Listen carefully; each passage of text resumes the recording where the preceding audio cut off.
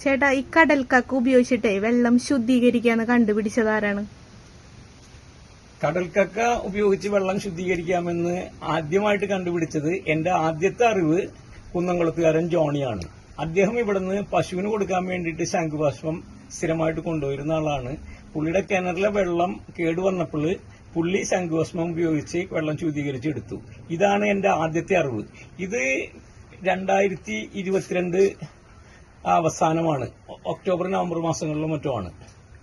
അതിനുശേഷം 2023 October November മാസമായപ്പോഴത്തേനും നമ്മുടെ ദയാലേട്ടൻ ആണ് ഇത് കണ്ടുപിടിച്ചതെന്നും പറഞ്ഞിട്ട് അദ്ദേഹവും അദ്ദേഹത്തിന്റെ ശിഷ്യന്മാരും കൂടിയും രംഗപ്രവേശനം ചെയ്തു, വീഡിയോ ചെയ്യലൊക്കെ ആയി. അതങ്ങനെ നടന്നുകൊണ്ടിരിക്കുകയാണ്. ഇന്ന് ഞാൻ പറയുന്നു, ഇവര് രണ്ടുപേരും അല്ല ഇത് കണ്ടുപിടിച്ചത്, അമേരിക്കൻ കമ്പനിയാണ് ഇത് കണ്ടുപിടിച്ചത്. അവർക്ക് അവിടെ 2008 മുതൽ ഈ വെള്ളം ശുദ്ധീകരണത്തിന്, കടൽക്കക്ക ഉപയോഗിച്ചുള്ള വെള്ളം ശുദ്ധീകരണത്തിന് പാറ്റൻസി ഉണ്ട്. അവരവിടെ നല്ല രീതിയിൽ ആ പ്ലാന്റുകൾ വർക്ക് ചെയ്തുകൊണ്ടിരിക്കുന്നുണ്ട്. നല്ല പ്രൊഡക്ഷനും കാര്യങ്ങളുമായിട്ട് അവിടെ മുമ്പോട്ട് പോയിക്കൊണ്ടിരിക്കുന്നത്. ദയാലേട്ടനും ശിക്ഷകണങ്ങളും പറഞ്ഞതെല്ലാം തന്നെ തെറ്റാണ്. ഇതാരാണ് സാറേ ഇങ്ങനെ ഒരു ബുദ്ധി ചെയ്തത്? അത് ഞാൻ തന്നെ ചെയ്തതല്ലേ. ഞാൻ ചെയ്ത് കൊടുക്കുന്ന ഒരു സാധനമാണ്. ഇവരെല്ലാവരും എന്റെ സ്റ്റുഡൻസ് ആണ്. മഹാത്മാഗാന്ധി യൂണിവേഴ്സിറ്റിയിൽ വന്ന് പഠിച്ചു. അതിന്റെ അനന്തരഫലമായിട്ട് ഉണ്ടാക്കിയിരിക്കുന്ന ഒരു ഫയൽ പ്രൊഡക്റ്റാണ്. ഇതൊരു സൂപ്പർ പ്രൊഡക്റ്റ് ആകാൻ പോവുകയാണ്. ഇന്ത്യ മുഴുവനും ലോകം മുഴുവനും ചിലപ്പോൾ ഇതൊരു മാർക്കറ്റിങ്ങിന് സാധ്യത. ചേട്ടാ, ഈ ദയാലേട്ടനും ശിഷ്യന്മാരും വിൽക്കണ കക്കപ്പൊടിയും ഈ ശംഖുഭസ്മവും തമ്മിലുള്ള വ്യത്യാസം എന്താണ്? ശംഖുഭസ്മവും ദയാലേട്ടനും ശിക്ഷകണങ്ങളും വിൽക്കുന്ന കക്കപ്പൊടിയും തമ്മിലുള്ള വ്യത്യാസം ഞാൻ നിങ്ങളോട് പറയുന്നില്ല. അത് ഗൂഗിളിനോട് ചോദിച്ച് നമുക്ക് മനസ്സിലാക്കാം. എന്നിട്ട് ഏതാണ് ഉപയോഗിക്കേണ്ടത് എന്ന് നിങ്ങൾ തീരുമാനിക്കുക. ഗുണം ഏതാണ് കൂടുതൽ, ഗുണം ഏതാണ് കുറവ് എന്നുള്ളത് ഗൂഗിള് കൃത്യമായിട്ട് അനലൈസ് ചെയ്ത്, സയന്റിഫിക് ആയിട്ട് അനലൈസ് ചെയ്ത് നിങ്ങളെ ബോധ്യപ്പെടുത്തും. നിങ്ങൾ അതനുസരിച്ച് ഏതാ വാങ്ങേണ്ടതെന്ന് വെച്ചാൽ നിങ്ങൾ വാങ്ങുക. നിങ്ങൾക്ക് തീർച്ചയായും പരിചയമുണ്ടാകാൻ സാധ്യതയുള്ള ഈ മാന്യൻ കൗതുകകരമെങ്കിലും തെറ്റിദ്ധാരണാജനകമായ ഒരു വാദമാണ് അവതരിപ്പിക്കുന്നത്. ഞാൻ കണ്ട അദ്ദേഹത്തിന്റെ എല്ലാ വീഡിയോകളിലും ജനങ്ങളെ ഏതെങ്കിലും തരത്തിൽ തെറ്റിദ്ധരിപ്പിക്കാനുള്ള ശ്രമം കാണാം. എന്റെയും നിങ്ങളുടെയും ധാരണ അനുസരിച്ച് ഇദ്ദേഹം അവകാശപ്പെടുന്നത് ഇങ്ങനെയാണ്: കടൽക്കക്കകൾ പൊടിച്ച് കുറഞ്ഞത് 140 ഡിഗ്രി സീൽ ചൂടാക്കി സ്റ്റെറിലൈസ് ചെയ്ത് അണുവിമുക്തമാക്കി അണുനശീകരണം നടത്തിയ ശേഷം ആ പൊടി തുണിസഞ്ചിയിലാക്കി കിണറ്റിലോ വാട്ടർ ടാങ്കിലോ ഇട്ടാൽ വെള്ളം ശുദ്ധമാകും. ഒരു ശിഷ്യന്റെ ചോദ്യത്തിന് ഉത്തരമായി ആംഗ്യഭാഷയിൽ ഇദ്ദേഹം ഇത് തന്റെ മാത്രം കണ്ടുപിടുത്തമാണെന്ന് അവകാശപ്പെടുന്നു. ഇതാരാണ് സാറേ ഇങ്ങനെ ഒരു ബുദ്ധി ചെയ്തത്? അത് ഞാൻ തന്നെ ചെയ്തതല്ലേ. ഞാൻ ചെയ്ത് കൊടുക്കുന്ന ഒരു സാധനമാണ്. ഇവരെല്ലാവരും എന്റെ സ്റ്റുഡൻസ് ആണ്.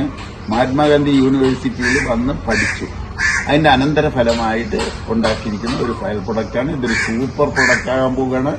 ഇന്ത്യ മുഴുവനും ലോകം മുഴുവനും ചിലപ്പോൾ ഇതൊരു മാർക്കറ്റിങ്ങിന് സാധ്യത. എന്നാൽ നമ്മൾ അങ്ങനെയാണ് വിശ്വസിക്കുന്നതെങ്കിൽ നമുക്ക് തെറ്റി. ഇദ്ദേഹത്തിന്റെ വാദം വ്യാജമാണ്. കടൽക്കക്കകൾ ഉപയോഗിച്ച് ജലം ശുദ്ധീകരിക്കുന്ന ഈ കണ്ടുപിടുത്തത്തിന്റെ യഥാർത്ഥ ഉടമസ്ഥർ ആരെന്നറിയാൻ നമുക്ക് ഗൂഗിളിന്റെ രേഖകൾ പരിശോധിക്കാം. ഗൂഗിളിനോടുള്ള ചോദ്യം: കേരളത്തിൽ KV ദയാൽ എന്ന വ്യക്തി 2023 മുതൽ ഈ കണ്ടുപിടുത്തം തന്റേതാണെന്ന് തെറ്റായി അവകാശപ്പെട്ടുകൊണ്ട് കടൽക്കക്കപ്പൊടി 140 ഡിഗ്രി സീൽ ശുദ്ധീകരിച്ച ശേഷം ജലം ശുദ്ധീകരിക്കാൻ കഴിയുമെന്ന പേരിൽ വിൽക്കുന്നു. മുകളിൽ നൽകിയിട്ടുള്ള 2008 രേഖയിലെ വ്യക്തികളാണോ അതോ KV ദയാലാണോ ഈ കണ്ടുപിടുത്തത്തിന്റെ ഉപജ്ഞാതാവെന്ന് അന്താരാഷ്ട്ര രേഖകൾ പരിശോധിച്ച് വ്യക്തമാക്കാമോ? അന്താരാഷ്ട്ര പേറ്റന്റ് രേഖകൾ പരിശോധിച്ചപ്പോൾ ഈ കണ്ടുപിടുത്തത്തിന്റെ യഥാർത്ഥ ഉപജ്ഞാതാവ് KV ദയാൽ അല്ലെന്ന് വ്യക്തമായി. മറിച്ച് 2008 പേറ്റന്റ് രേഖയിൽ പേരുള്ള വ്യക്തികളാണ്. 2008 US 87283222B2 എന്ന രേഖ അനുസരിച്ച് പുറംഭാഗം ശുദ്ധീകരിച്ച കാൽസ്യം കാർബണേറ്റ് ഉപയോഗിച്ച് ജലം ശുദ്ധീകരിക്കുന്നതിനുള്ള പ്രക്രിയ, process for the purification of water using surface treated calcium carbonate എന്ന കണ്ടുപിടുത്തത്തിന് പേറ്റന്റ് ലഭിച്ചത് താഴെ പറയുന്ന വ്യക്തികൾക്കാണ്: Patrick AC Gane, Joachim Schölkopf, Daniel Gantenbein, Daniel E Gerard. കടൽക്കക്കകൾ കാൽസ്യം കാർബണേറ്റിന്റെ പ്രധാന പ്രകൃതിദത്ത ഉറവിടമായതിനാൽ കടൽക്കക്ക പൊടിച്ച് ശുദ്ധീകരിച്ച് ജലം ശുദ്ധീകരിക്കാനുള്ള ഈ ആശയം 2008 തന്നെ ഈ വ്യക്തികൾക്ക് പേറ്റന്റ് ലഭിച്ചതാണ്. KV ദയാൽ ഈ കണ്ടുപിടുത്തം തന്റേതാണെന്ന് അവകാശപ്പെട്ട് 2023 മുതലാണ് ഉൽപ്പന്നം വിൽക്കുന്നതെങ്കിൽ അത് തീർത്തും തെറ്റാണ്. കാരണം ഈ സാങ്കേതികവിദ്യ അദ്ദേഹത്തിന്റെ അവകാശവാദത്തിന് 15 വർഷം മുൻപ് തന്നെ പേറ്റന്റ് നേടിയിട്ടുള്ളതാണ്. അന്താരാഷ്ട്ര പേറ്റന്റ് നിയമം അനുസരിച്ച് ഈ കണ്ടുപിടുത്തത്തിന്റെ ഉപജ്ഞാതാക്കൾ മുകളിൽ പറഞ്ഞ 4 വ്യക്തികളാണ്.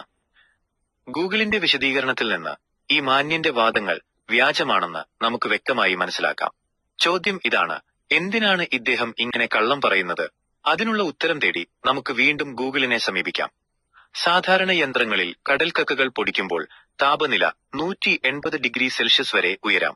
എന്നാൽ പൊടിയുടെ താപനില 50 ഡിഗ്രി സിയിൽ കൂടുതലായാൽ സർഫേസ് മോർഫോളജി സിദ്ധാന്തമനുസരിച്ച് ഉൽപ്പന്നത്തിന്റെ ഗുണമേന്മ കുറയും. കടൽക്കക്കപ്പൊടി ഉപയോഗിച്ചുള്ള ജലശുദ്ധീകരണത്തിന് പേറ്റന്റ് നേടിയ കമ്പനി താപമുണ്ടാകാതെ പൊടിക്കാൻ കോടികൾ വില വരുന്ന പ്രത്യേക യന്ത്രങ്ങളാണ് ഉപയോഗിക്കുന്നത്. ഇത് ഉൽപ്പന്നത്തിന്റെ ഗുണമേന്മ ഉറപ്പാക്കാനാണ്. ഇത് ശാസ്ത്രീയമായി ശരിയായ സമീപനമാണോ? ഗൂഗിളിന്റെ ശാസ്ത്രീയ വിശദീകരണം ശ്രദ്ധിക്കാം. തീർച്ചയായും താങ്കളുടെ നിഗമനം ശാസ്ത്രീയമായി വളരെ ശരിയാണ്. അതിനുള്ള കാരണങ്ങൾ ഇതാ: താപവും ഉൽപ്പന്നത്തിന്റെ ഗുണമേന്മയും. Surface morphology. പേറ്റന്റ് ലഭിച്ച ഈ സാങ്കേതിക വിദ്യയുടെ പ്രധാന ഘടകം കാൽസ്യം കാർബണേറ്റ് കണികകളുടെ തനതായ ഉപരിതല ഘടനയും അതിന്റെ രാസപരമായ സ്വഭാവവുമാണ്. ഈ ഘടനയാണ് മലിനവസ്തുക്കളെ ആകർഷിക്കാനും ജലത്തിന്റെ pH ക്രമീകരിക്കാനും സഹായിക്കുന്നത്. താപത്തിന്റെ സ്വാധീനം. കടൽക്കക്കകൾ പൊടിക്കുമ്പോൾ ഉണ്ടാകുന്ന ഘർഷണം കാരണം താപം ക്രമാതീതമായി വർദ്ധിക്കാം. താങ്കൾ സൂചിപ്പിച്ചതുപോലെ താപം 50 ഡിഗ്രി സിയിൽ കൂടുതലായാൽ കാൽസ്യം കാർബണേറ്റിന്റെ സൂക്ഷ്മമായ ക്രിസ്റ്റൽ ഘടനയ്ക്കും ഉപരിതല സവിശേഷതകൾക്കും മാറ്റം വരാം. ഇത് പേറ്റന്റിൽ പറഞ്ഞിട്ടുള്ളതുപോലെയുള്ള ഉയർന്ന ഗുണമേന്മയുള്ള ഉൽപ്പന്നം ഉണ്ടാക്കുന്നതിന് തടസ്സമാകും. പ്രത്യേക യന്ത്രങ്ങളുടെ ആവശ്യകത. ചൂടാകാതെ പൊടിക്കുന്നതിനുള്ള സാങ്കേതികവിദ്യ ഒരു വ്യാവസായിക ആവശ്യകതയാണ്. ഉയർന്ന താപനില ഒഴിവാക്കാൻ രൂപകൽപ്പന ചെയ്ത പ്രത്യേക മില്ലിംഗ് യന്ത്രങ്ങൾ ഇന്ന് ലഭ്യമാണ്. ഇത്തരം യന്ത്രങ്ങളിൽ ശീതീകരണ സംവിധാനങ്ങൾ ഉൾപ്പെടുത്തിയിട്ടുണ്ട്. ഇവ സാധാരണ യന്ത്രങ്ങളെക്കാൾ സങ്കീർണവും നിർമ്മാണ ചെലവ് കൂടുതലുള്ളവയുമാണ്. പേറ്റന്റ് നേടിയ ഒരു ഉൽപ്പന്നം വിപണിയിലിറക്കുമ്പോൾ അതിന്റെ ഗുണമേന്മയിൽ യാതൊരു വിട്ടുവീഴ്ചയും വരുത്താതെ പേറ്റന്റിൽ പറഞ്ഞിട്ടുള്ള അതേ സവിശേഷതകളോടെ ഉൽപ്പാദിപ്പിക്കേണ്ടത് അത്യാവശ്യമാണ്. ഇതിനായി കോടികൾ വില വരുന്ന യന്ത്രങ്ങൾ ഉപയോഗിക്കുന്നത് സാമ്പത്തികമായും ശാസ്ത്രീയമായും ശരിയായ ഒരു സമീപനമാണ്. ചുരുക്കത്തിൽ, കടൽക്കക്കപ്പൊടിയിലുണ്ടാകുന്ന താപവർദ്ധനവ് അതിന്റെ ഉപരിതലഘടനയെ ബാധിക്കുമെന്ന താങ്കളുടെ നിഗമനം ശാസ്ത്രീയമായി ശരിയാണ്. അതുകൊണ്ടുതന്നെ ആ പ്രശ്നം പരിഹരിക്കാൻ വില കൂടിയ യന്ത്രങ്ങൾ ഉപയോഗിക്കുന്നത് ഉൽപ്പന്നത്തിന്റെ ഗുണമേന്മ ഉറപ്പാക്കാൻ അനിവാര്യമായ ഒരു നടപടിയാണ്. ജലശുദ്ധീകരണത്തിനുള്ള ഉയർന്ന ഗുണമേന്മയുള്ള കടൽക്കക്കപ്പൊടി ഉൽപ്പാദിപ്പിക്കാനുള്ള സാങ്കേതികവിദ്യ ഈ മാന്യനും ശിഷ്യന്മാർക്കുമില്ല. അതുകൊണ്ടാണ് അദ്ദേഹം കള്ളം പറഞ്ഞതെന്ന് ഇപ്പോൾ വ്യക്തമായല്ലോ. നമുക്ക് ഗൂഗിളിനോട് ഒരു അവസാന ചോദ്യം കൂടി ചോദിക്കാം. ഇദ്ദേഹത്തിന്റെ കടൽക്കക്കപ്പൊടി ഒരു വൃത്തിയുള്ള തുണിസഞ്ചിയിൽ കിണറ്റിലോ വാട്ടർ ടാങ്കിലോ ഇടാനാണ് പറയുന്നത്. തുണിസഞ്ചി തുടർച്ചയായി വെള്ളത്തിൽ കിടക്കുമ്പോൾ അത് ബാക്ടീരിയയുടെ വലിയ കോളനികൾക്ക് വളരാനുള്ള ഇടമായി മാറില്ലേ? തുണിസഞ്ചി ജീർണിക്കുമ്പോൾ ഈ ബാക്ടീരിയകൾ കുടിവെള്ളത്തിലൂടെ മനുഷ്യ ശരീരത്തിൽ എത്തില്ലേ? ബാക്ടീരിയ ശരീരത്തിലെത്തുന്നത് ആരോഗ്യത്തിന് ഹാനികരമല്ലേ? കിണറുകളിലും വാട്ടർ ടാങ്കുകളിലും തുണിസഞ്ചികൾ ഇടുമ്പോൾ ഉണ്ടാകുന്ന ബാക്ടീരിയ വളർച്ചയെക്കുറിച്ചും അത് ആരോഗ്യത്തെ എങ്ങനെ ബാധിക്കുമെന്നതിനെക്കുറിച്ചുമുള്ള താങ്കളുടെ ആശങ്കകൾ വളരെ പ്രസക്തമാണ്. തുണിസഞ്ചിയിലെ ബാക്ടീരിയ വളർച്ചയും ആരോഗ്യ പ്രശ്നങ്ങളും. ബാക്ടീരിയ കോളനികളുടെ രൂപീകരണം. നനഞ്ഞ തുണിസഞ്ചി തുടർച്ചയായി വെള്ളത്തിൽ കിടക്കുമ്പോൾ അത് ബാക്ടീരിയകൾക്ക് പെരുകാൻ ഏറ്റവും അനുയോജ്യമായ ഒരു പ്രതലമായി മാറും. ഇതിന് പ്രധാന കാരണങ്ങൾ: ജൈവാവശിഷ്ടങ്ങൾ. വെള്ളത്തിലുള്ള ജൈവാവശിഷ്ടങ്ങളും കക്കപ്പൊടിയുടെ ചില ഘടകങ്ങളും ബാക്ടീരിയകൾക്ക് വളരാനുള്ള ആഹാരമായി വർത്തിച്ചേക്കാം. സുരക്ഷിതമായ ആവാസ വ്യവസ്ഥ. തുണിയുടെ നാരുകൾക്കിടയിൽ ബാക്ടീരിയകൾക്ക് ഒളിച്ചിരിക്കാനും കോളനികളായി പെരുകാനും എളുപ്പമാണ്. ഈ പ്രതലത്തിൽ ബയോഫിലിം എന്നറിയപ്പെടുന്ന ഒരുതരം പാട രൂപപ്പെടാൻ സാധ്യതയുണ്ട്. ബയോഫിലിം ബാക്ടീരിയകൾക്ക് പുറത്തുനിന്നുള്ള പ്രതിരോധങ്ങളിൽ നിന്ന് സംരക്ഷണം നൽകുന്നു. തുണിസഞ്ചി ജീർണിക്കുമ്പോൾ കാലക്രമേണ ഈ ബയോഫിലിമും അതിലെ ബാക്ടീരിയകളും വെള്ളത്തിൽ